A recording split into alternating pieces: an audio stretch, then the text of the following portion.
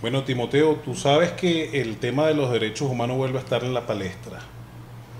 Hoy vemos con suma preocupación no solo la probable amenaza de Venezuela de sustraerse de la competencia de la Comisión y de la Corte, sino también la propuesta que está haciendo el actual canciller de la República con el propósito de no sé si fortalecer o debilitar un sistema de protección de derechos humanos. Esto a nosotros nos llama mucho la atención porque el artículo 23 y el artículo 31 son claros, ¿no? En cuanto a las aspiraciones, las necesidades y la satisfacción de intereses comunes que tenemos en la región, sobre todo con eh, la protección de los derechos de todos los ciudadanos del continente. Yo en mi modesta opinión creo que aquí hay que ir hacia adelante, pero creo que es una contradicción hablar de crear un nuevo marco protector de derechos humanos cuando se está hablando a la par de la destrucción o el debilitamiento del sistema interamericano de protección de derechos humanos. Bueno, fíjate, Jesús, que es un tema que ya hoy, en el día que estamos grabando este programa, hay toda una reacción en la comunidad internacional, más allá de la reacción nacional, ¿no?, que ha sido con mucha fuerza. Pero si nos ubicamos en el contexto internacional sobre la propuesta que ha hecho el canciller y viendo, dando una respuesta, yo diría que avancemos positivamente, el canciller ha propuesto crear una instancia, una nueva instancia en defensa de los derechos humanos, que bien puede ser en la CELAT o bien puede ser en UNASUR o en las dos. Yo digo que no es un tema ya de crear nuevas instancias. En todo caso, si se crean, bienvenida sea. Lo que es absurdo es eliminar instancias. Y sobre todo instancias que hoy en día son una institucionalidad en la región en esa materia, en defensa de los derechos humanos. Creo que no es un problema de crear más instancias, yo creo que es un problema de voluntad política, fundamentalmente. Y fíjate, Jesús, tú que te has aplicado muchísimo a este tema desde el punto de vista del derecho internacional. Venezuela ha firmado un conjunto, una serie de convenios, protocolos, tratados en materia de derechos humanos. Y podemos repasar algunos, ¿no? Convención Americana de Derechos Humanos, tiene que ver con la Corte en el marco de la Organización de Estados Americanos. Carta de Naciones Unidas, que define claramente el tema de derechos humanos. Tenemos la cláusula democrática del protocolo de Ushuaia, que está en el marco del Mercosur. Está la cláusula democrática de UNASUR, recientemente suscrita y aprobada por Venezuela. El punto está en que el gobierno venezolano no te acepta, no se somete a esas normativas, es decir, a esa jurisdicción. No solamente lo vemos en el marco de la propia comisión, porque el gobierno venezolano habla como que si la comisión, en todas las decisiones que ha tomado, el gobierno venezolano las ha cumplido, y eso no es verdad. Y tan no es verdad que la propia comisión ha tenido que actuar como acusador ante la Corte. Pero si vamos más allá, si miramos en el caso, por ejemplo, del Mercosur, en el Mercosur hay, digamos, dos instancias. En el marco del propio Mercosur, que es la instancia de gobierno, donde se le hace seguimiento a los temas de derechos humanos y sobre todo al cumplimiento del protocolo de Ushuaia, que es la cláusula democrática. Y en el propio Parlamento del Mercosur, que cada año ese Parlamento tiene que darle un seguimiento al estado de los derechos humanos en los países que integran ese bloque, pero además también a los que aspiran a ingresar al bloque. Y ese es un tema que deberíamos tocar más adelante por el impacto que debe estar teniendo en este momento el rechazo de Venezuela, su salida o su posible salida de la Comisión Interamericana de Derechos Humanos, lo cual implica la Corte, en fin, todo lo que eso implica, en relación a la decisión tomada por el Senado paraguayo de rechazar el ingreso de Venezuela al Mercosur justamente por no cumplir con la Carta Democrática Interamericana. De tal manera que digamos que estamos frente a un hecho políticamente, yo diría que es mucho más trascendente, porque Venezuela no ha cumplido, no se ha querido someter a esas instancias que hemos convenido cuando hemos firmado tanto protocolos, tratados, etcétera, en compartir en la defensa de esos principios con otros estados de la región. De tal manera pues que estamos ante un caso particularmente preocupante, ¿no? Pero que creo que para Venezuela, para los venezolanos, puede ser un tema de debate nacional y cuidado en las dos instancias parlamentarias, tanto la Asamblea Nacional Venezolana como el Grupo Venezolano del Parlamento Latinoamericano, puede ser un tema de diálogo nacional. Fíjate, Timoteo, yo pienso que cuando tú señalas que es un tema que hay que verlo en positivo, yo lo comparto contigo, pero yo creo que aquí hay que ver y fijar bien cuáles son las hipótesis que están dadas. Y en mi modesta opinión hay dos.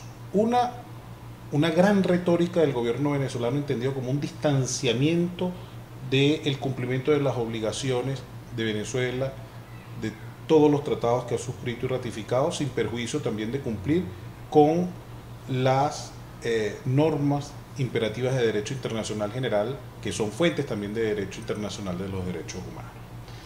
Y la segunda es, a lo mejor, mirar esto con una óptica eminentemente político-maniquea, en donde a lo mejor hay una agenda en donde pretenden distraer la atención de los venezolanos o de la comunidad internacional sobre algún hecho que deba estar en ciernes. ¿Por qué? Si tú analizas cuáles son los tres argumentos fundamentales que ha utilizado el gobierno para sustraerse de la competencia de la Comisión y de la Corte Interamericana de Derechos Humanos, no soportan el menor análisis ni jurídico, ni político, ni racional. El primero, que Venezuela no es soberana. ¿Quién está discutiendo si Venezuela es o no es soberana, si eso es de perogrullo? El tema de la soberanía debe ser interpretado con los nuevos perfiles y los perfiles contemporáneos de dicha expresión. Ahora, si las autoridades venezolanas van a considerar la soberanía, como la planteó Bodán en el siglo XVI, como el poder absoluto y perpetuo de una república sobre el territorio, la población y el gobierno por parte de un ciudadano, yo creo que estamos hablando de una consideración completamente distinta y estamos hablando de una dimensión que no tiene nada que ver con un sistema democrático.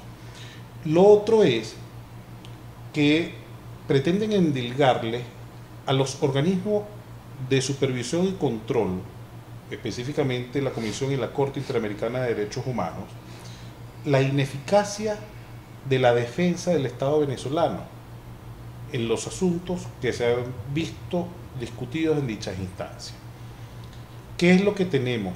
Nosotros tenemos primero que analizar si verdaderamente existe en el seno de las autoridades gubernamentales una cultura en materia de derecho internacional público, porque no debemos olvidar que el derecho internacional, y específicamente el derecho internacional de los derechos humanos, es eminentemente interestatal, es decir, los estados son los entes creadores y destinatarios del derecho internacional.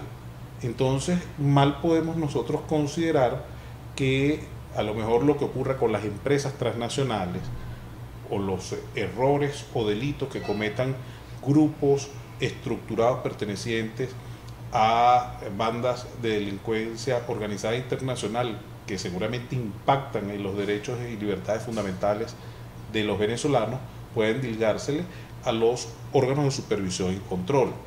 Otro detalle es que dentro de este revisionismo, en el cual yo estoy seguro que todos y muchos de los venezolanos estamos de acuerdo, en cuanto al pronunciamiento que hizo algún o algunos funcionarios de la comisión el día del golpe de Estado, en donde se hizo referencia, se hizo alusión a Pedro Carmona Estanga, a mí me parece que eso es equivalente a nosotros retrotraer ese viejo cuento de de que la culpa es de la vaca. Yo no sé si tú lo recuerdas, ¿no?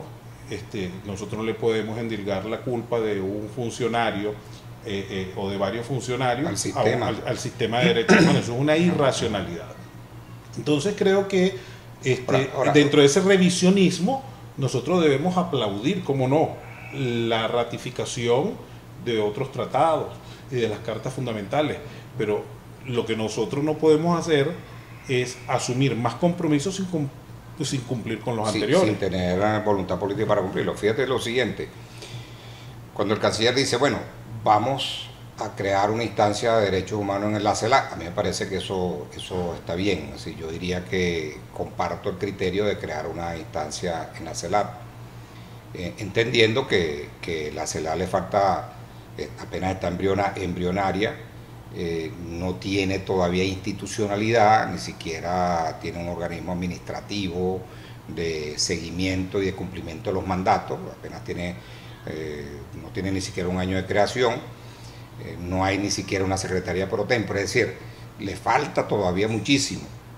pero yo estaría de acuerdo en crear esa instancia, como creo que debe tener también una instancia legislativa, porque la tragedia que tenemos en América Latina es que creamos organismos de integración de distinta índole, pero no le damos suficiente institucionalidad. Entonces hay una debilidad de esos organismos en poder cumplir sus tareas, sus mandatos, porque carecen justamente de esa instancia legislativa. Y la CELAC tiene la obligación y el desafío de crear esa instancia legislativa. Pero en sí misma es débil en este momento para crear un organismo de esa naturaleza. Y lo mismo UNASUR, es decir, UNASUR tiene una cláusula democrática, pero hasta ahora está trabajando en unas 9 áreas temáticas que me parecen importantes.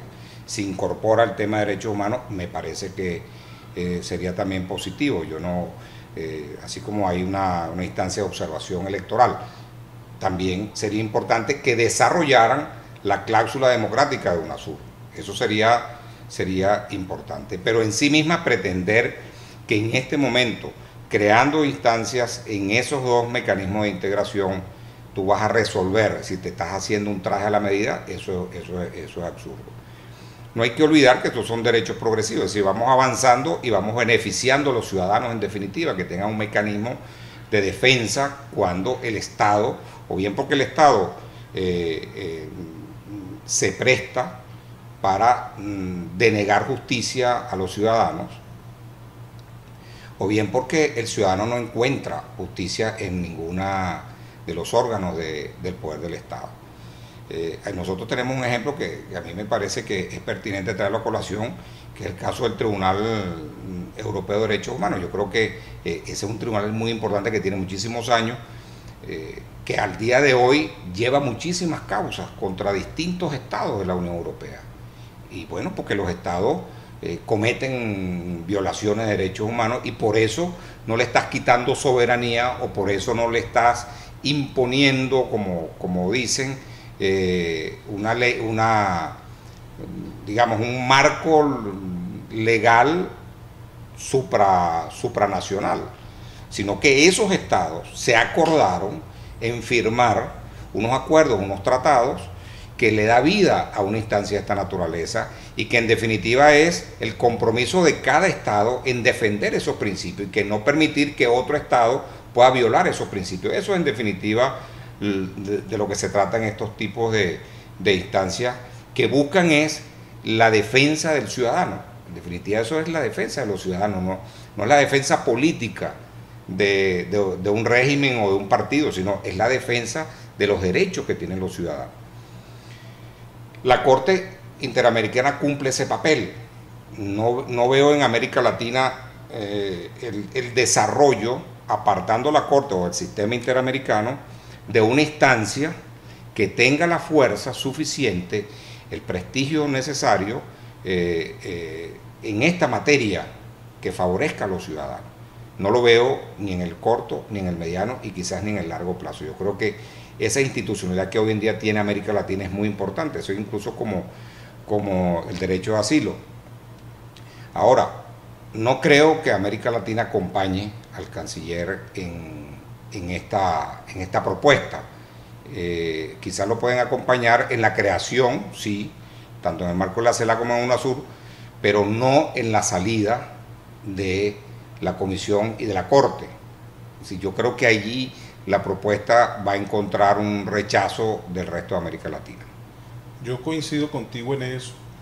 Y además hay que tener presente que los problemas de democracia se resuelven con más democracia y el tema de la soberanía debe entenderse con la dimensión que actualmente tiene. Es precisamente en un contexto soberano como Venezuela ratificó y se comprometió con la comunidad internacional y específicamente con la comunidad regional en cumplir de buena fe sus compromisos convencionalmente contraídos.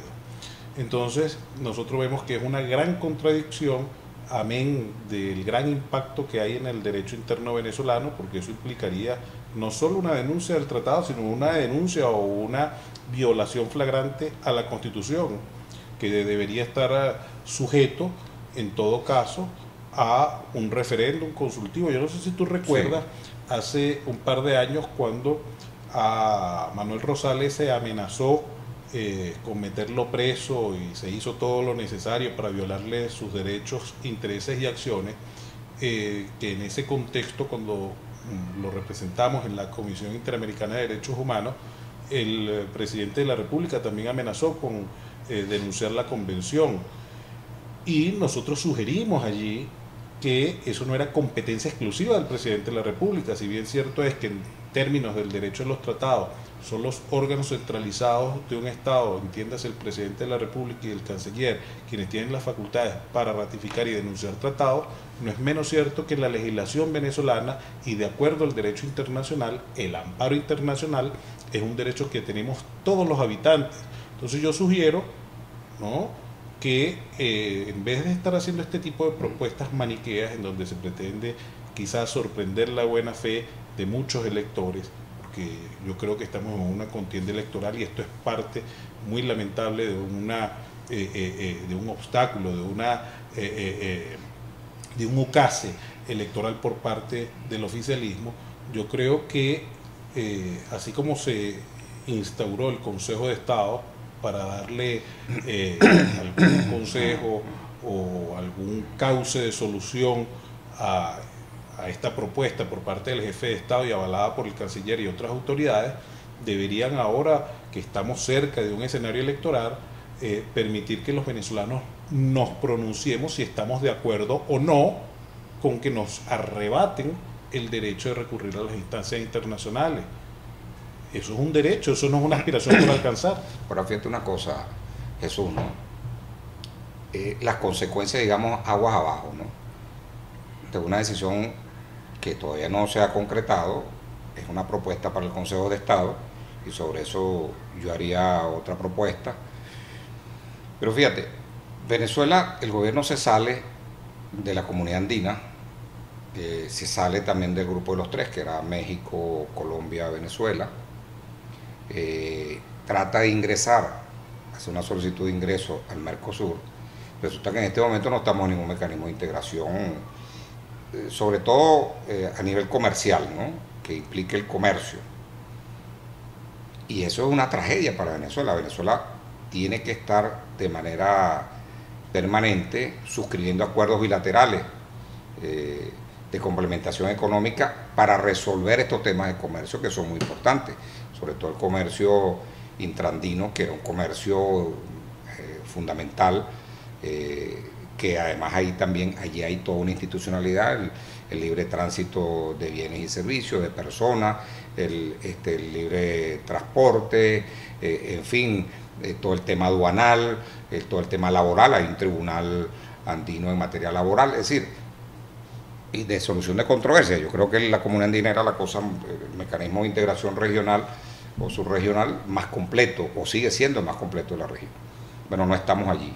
Hemos tenido que suscribir con Ecuador, con Bolivia, con Colombia, con Perú, estos mecanismos estos tratados o acuerdos de complementación económica para seguir disfrutando de las ventajas que implicaban estar en ese mecanismo de integración.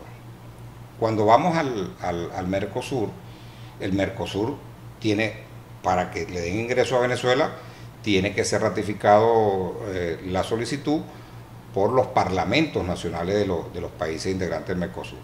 Los han ratificado todos menos Paraguay. Paraguay argumenta todo el tema de la democracia, el estado de la democracia, el tema de la Carta Democrática, en fin, en definitiva, el no cumplimiento del protocolo de Ushuaia, que es una cláusula democrática que tiene Mercosur. Bueno, con esta decisión que felizmente todavía no es una decisión tomada, sino que es una propuesta que hace el presidente de la República al Consejo de Estado, al recién nombrado Consejo de Estado, bueno, va a ser también un argumento de peso en el seno del Senado paraguayo para ratificar la negativa del ingreso de Venezuela. Y yo creo que eso no es bueno para Venezuela. Yo creo que Venezuela debe entrar al Mercosur cumpliendo obviamente las exigencias que establece el propio este mecanismo de integración. Es decir, darle cumplimiento a la cláusula democrática, al protocolo de Ushuaia, que ya lo suscribió Venezuela, pero que tiene que en pureza demostrar ese cumplimiento de esa cláusula. Entonces nos encontramos que Venezuela en este momento no está participando de estos mecanismos de integración comercial. UNASUR, que creo que es una buena iniciativa de los brasileños, igual como ha sido la CELAC, que ha sido una iniciativa de los mexicanos, yo creo que es muy importante, pero va a llegar el momento, el punto en que ese mecanismo tendrá que definir en los términos del estatus, lo que tú hablabas en términos del Estado de la democracia, tendrá que definir en términos prácticos cómo podemos avanzar en la perfectibilidad de nuestra democracia en la región. Y ahí Venezuela tendrá estas dificultades, porque cuando hablamos de los estándares, hay algunos estándares en que Venezuela no estaría cumpliendo. Yo creo que ese es un punto importante. Ahora, yo creo, Jesús, que también tenemos que hacer propuestas. Sí, yo creo que no nos podemos quedar como sectores democráticos solo en el cuestionamiento. Yo creo que el Consejo de Estado puede ser una buena instancia de diálogo político en materia nacional, aun cuando es una instancia referida a lo administrativo desde el punto de vista de la administración pública, tal como más o menos lo establece la Constitución. Pero debido a que esta es una materia que toca la Constitución, que tiene que ver con la comunidad internacional y el papel de Venezuela en el concierto de las naciones, yo creo que el Consejo de Estado debe llamar a los distintos sectores de la vida nacional para que demos una opinión sobre esta propuesta que ha hecho el jefe del Estado. Claro, pero fíjate, Timoteo, a mí lo que me preocupa, y yo coincido con lo que tú estás señalando, es que los derechos no se discuten en asamblea. Es decir, el derecho que yo tengo y el derecho que tú tienes de acudir a la instancia internacional no puede estar en manos del Consejo de Estado, que seguramente hará propuestas respetables y que podamos compartir o no.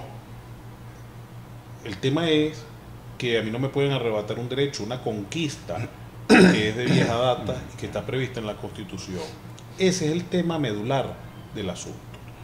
Sin perjuicio de que Venezuela cumpla a medias o no cumpla simplemente las resoluciones de la Comisión Interamericana o las sentencias de la Corte Interamericana de Derechos Humanos, hay un hecho fundamental. Los derechos no se discuten en asamblea, los derechos se ejercen. Esto es una cuestión que subyace en los derechos y libertades de todos los habitantes del territorio de la República de Venezuela. Con respecto al tema comercial y el tema político, hay cosas que a mí me parecen completamente absurdas y discordantes. El derecho internacional, y es la comunidad internacional la que marca las pautas y las reglas de funcionamiento de dicha comunidad. Es decir, no es un Estado el que va a decir a modo de legislador o a modo de ente centralizado cuáles son las pautas que va a seguir una comunidad regional. Y por eso, lamentablemente, nosotros en el tema comercial nos hemos visto prácticamente aislados porque precisamente hay, salvo la política del micrófono internacional, de esos mecanismos necesarios para satisfacer nuestros valores y nuestras necesidades comunes como región. Sumado ahora al hecho de que la institucionalidad que tenemos en materia de derechos humanos, el gobierno venezolano pretende hacerla a pedazos porque simplemente considera que es una instancia que está politizada, y cuando nosotros analizamos el contenido de las resoluciones de la Comisión y de la Corte y las sentencias de la Corte, Timoteo, nosotros nos damos cuenta que hay una manipulación terrible o un gran desconocimiento por parte de las autoridades venezolanas. Por ejemplo, se dice que la Corte Interamericana no decide casos sobre derechos económicos, sociales y culturales, ¿no? Y yo me pregunto, ¿y Venezuela cuando ratificó el protocolo de San Salvador? Venezuela ratificó el protocolo de San Salvador en el año 2006. Es decir, si existiera una verdadera vocación y una intención política de fortalecer el sistema, lo hubiera hecho desde hace muchísimo tiempo. Ciertamente le corresponde a los estados, con sus decisiones políticas, al momento de ratificar el protocolo de San Salvador, al momento de postular a los magistrados y a los comisionados en el sistema interamericano, fortalecer dicho sistema. Yo veo, por ejemplo, allí con muy buenos ojos el nombramiento de una mujer, que es Luz Patricia Vejía, que está en la relatoría sobre el derecho de las mujeres, que es una mujer que viene de la Defensoría del Pueblo, viene del movimiento de las organizaciones no gubernamentales, y yo creo que ella como profesional, como abogada, es un valor muy interesante para la región y para el fortalecimiento del sistema. Pero también hay otras cosas que evaluar.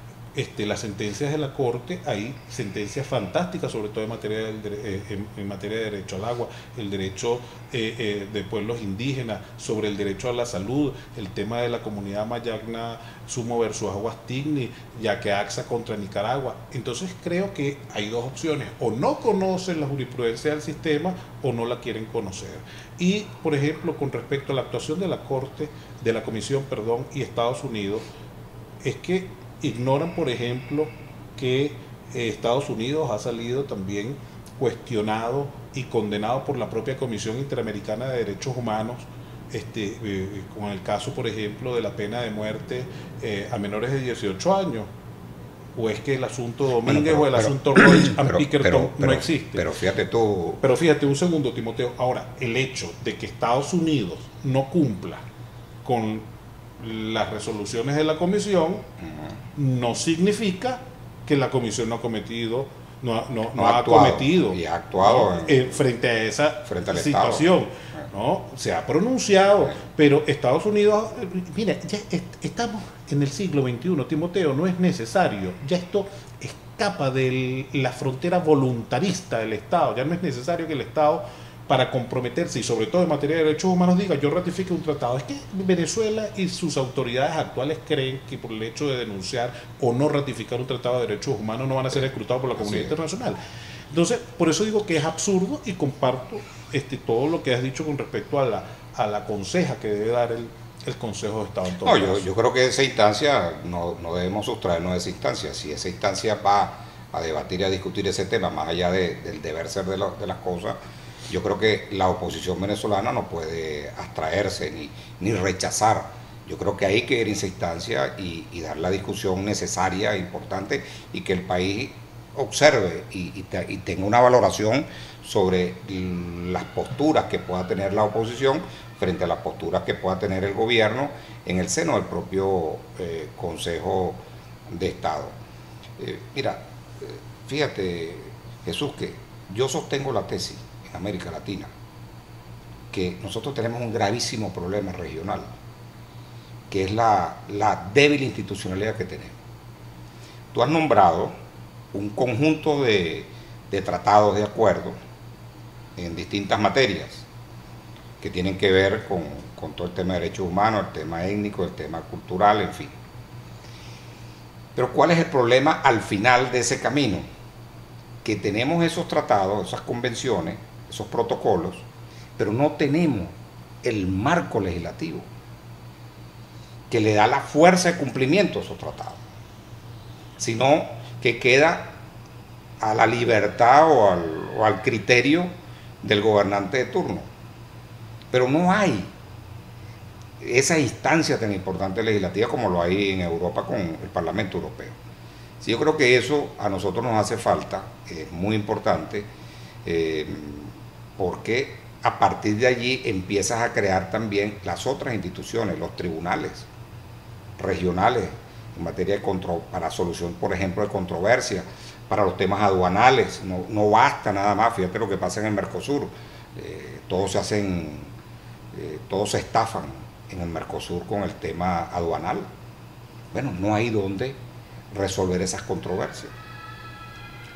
Entonces, yo creo que estamos llegando a ese punto, el de la necesidad de darle esto un marco legislativo, y por eso he dicho que la CELAC, si quieren que la CELAC sea realmente un organismo regional de integración solo de América Latina y el Caribe, requiere necesariamente de un brazo legislativo, de una institución legislativa, para que eso pueda tener sentido y fortaleza en materia de integración regional, y que no sea lo que fue el Grupo de Río, que era un organismo estrictamente de concertación política solamente, no avanzaba más, no pudo nunca avanzar más allá porque carece de esa institucionalidad.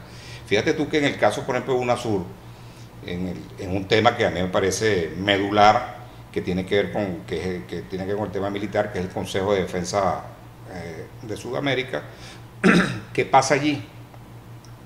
Empiezan a chocar con las legislaciones nacionales.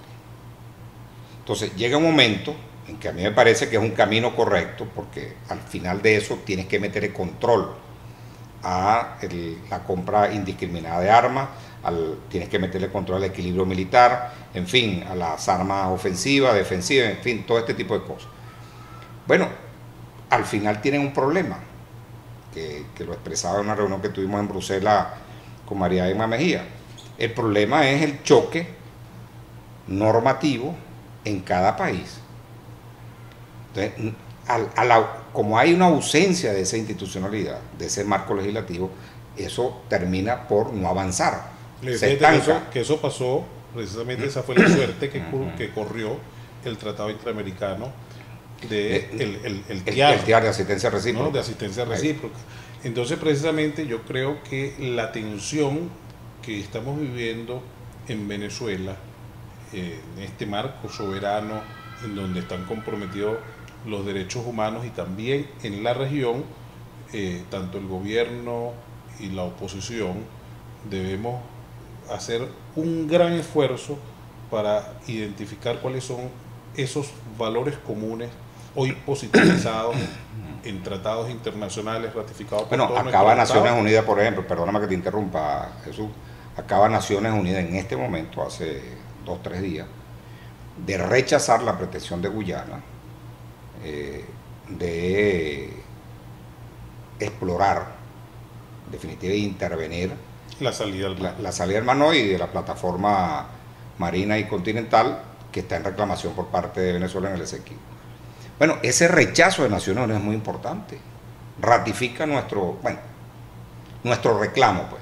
No vamos a decir nuestros derechos, porque Naciones Unidas tiene un mecanismo de diálogo del buen oficiante, etcétera, que está en manos del secretario general, en el caso de la controversia del Esequibo.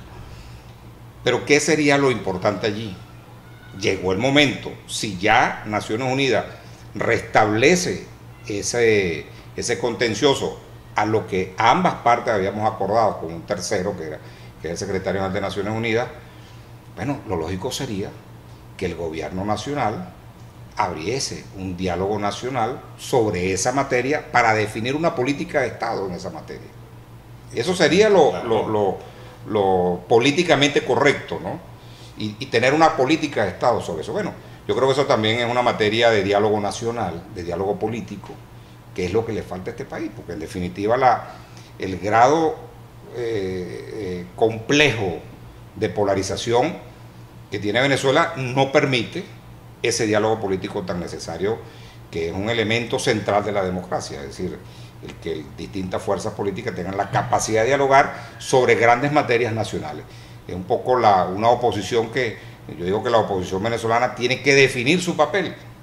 ¿Cómo quiero yo hacer oposición? Yo quiero ser una oposición eficaz, eficiente, una oposición que sea capaz de lograr consenso, una oposición que sea capaz de administrar las diferencias, de ir a la confrontación también, pero que sea capaz de dialogar políticamente. Claro, pero eso también implica dentro de este revisionismo, sobre todo actuar con muchísimo tino y con muchísima responsabilidad, porque hoy por hoy estamos viendo cuáles son los impactos que existen en la toma de decisiones por el mal manejo de cuestiones técnicas desde el punto de vista interno e internacional. Y eso es lo que te decía anteriormente, antes de que hicieras el comentario sobre la decisión de Naciones Unidas, la tensión y el gran desafío entre lo que es la democracia, su legitimidad y el tema de la soberanía y su impacto en la región